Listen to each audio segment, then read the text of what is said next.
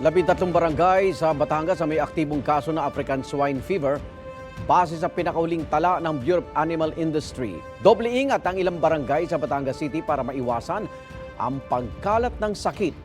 Yan ang unang balita live ni Denise Abante ng GMA Regional TV. Denise. Igan nangangamba rin ang ilang hog growers dito sa Batangas City na maapektuhan ang kanilang kabuhayan at kita sakaling tamaan din ng African Swine Fever ang kanilang mga babuyan. Nasa humigit kumulang 20 babuyan ang kasalukuyang nag-ooperate sa Barangay Sorosoro, Ibaba, Batangas City ayon sa lokal na pamahalaan. Mas hinigpitan daw nila ang biosecurity at pagkuha ng mga permit sa mga babuyan kasunod ng ulat ng mga kaso ng African Swine Fever sa Batangas Province. Lahat ng biosecurity, chinecheck po lahat po ng pumapasok na mga truck ay pinapadisinfectant po doon sa animal checkpoint, doon sa entry point po ng Sorosoro, Ibaba. Bagamat wala pang ulat ng ASF sa Batangas City, may pangamba pa rin daw ang hog racer na si Larry. Malaki pong epekto yon dahil po isa po yun sa pagkukunan ng pagpapaaral ng anak po. Number 1 yun. Sa mga pagkain din po, pagka sakali po makatubo, kung minsan po na may lugi din dahil sa mahal po ng biik, bago tapos ang pagkain mahal din naman po. Hindi pa matiyak ng Batangas Provincial Veterinary Office kung saan nagmula at paano kumalat ang ASF virus, pero malaki raw ang posibilidad na mula ito sa mga sasakyan o mismong dala ng tao.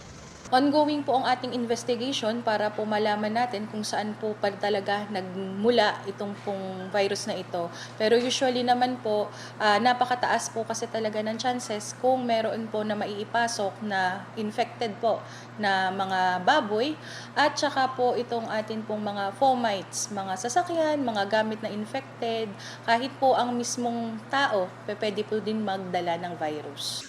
Kasama sa isinasagawang heightened biosecurity ng mga babuyan sa barangay, hindi na rin basta-bastang nakakapasok at nakakalabas ang mga delivery trucks na may kargang alagang baboy dahil kailangan muna nilang magpakita ng acceptance certificate at barangay permit. Mahigpit ang isinasagawang inspeksyon ng National Meat Inspection Service.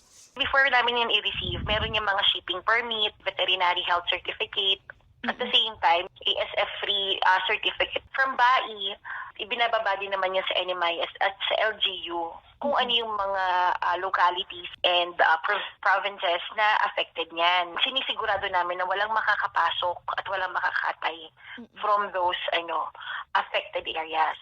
Wala pang datos na inilalabas ang Batangas Provincial Veterinary Office kung ilang kaso na ang naitala sa bawat barangay ng 4 na bayan at isang lungsod na una nang kinumpirmang may positibong mga kaso ng ASF.